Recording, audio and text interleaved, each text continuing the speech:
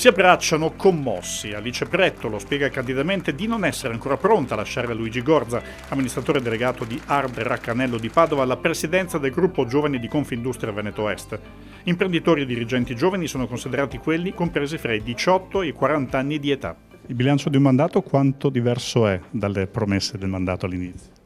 Nel nostro caso è stato sorprendente perché siamo riusciti a creare un gruppo coeso, un gruppo forte, soprattutto numeroso, e nei progetti che abbiamo creato siamo anche in qualche modo riusciti a crearci una validità all'interno della società e all'interno della Confindustria. Quindi oggi siamo chiamati a tanti tavoli, siamo chiamati a portare la nostra voce. Io penso che questo non sia solo un risultato di imprenditori giovani, ma un risultato soprattutto dei giovani. Tra 4 anni cosa vorrebbe raccontarci?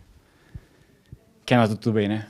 Per me è molto importante far sì che loro dopo 4 anni siano formati, siano pronti e abbiano le caratteristiche per affrontare un mondo completamente diverso da quello di 4 anni fa. Gorza avrà 4 vicepresidenti da ogni territorio confederale: Mattia Bettin per Padova, Sara Rachello per Treviso, Marco Rossi per Rovigo e Ludovica Vittoria Viotto per Venezia.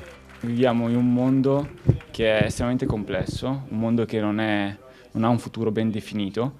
Quello che è successo in questi ultimi anni ha stravolto la visione di medio periodo delle imprese. Per noi come imprenditori è veramente importante avere una visione di lungo termine. Quindi lo scopo della mia presidenza sarà quello di cercare di formare, di creare una palestra per i giovani, per noi giovani imprenditori, per formarci sempre di più attraverso l'apprendimento tra pari, attraverso la condivisione, l'ascolto e l'osservazione. Le sfide principali sono sicuramente la burocrazia, che abbiamo a livello sia europeo che a livello italiano.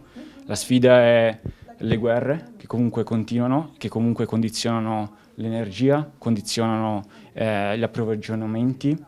Vediamo quello che sta succedendo in Germania, vediamo quello che sta succedendo nell'automotive italiano. Insomma, la situazione di sfide ne ha tante. C'è un'altra fresca neoeletta in sala, la presidente Carron della Confederazione Senior di Veneto Est, preoccupata dal quadro generale della crisi comunitaria in atto. Il Veneto ha un numero importante di aziende legate sia al tema auto ma anche alla componentistica.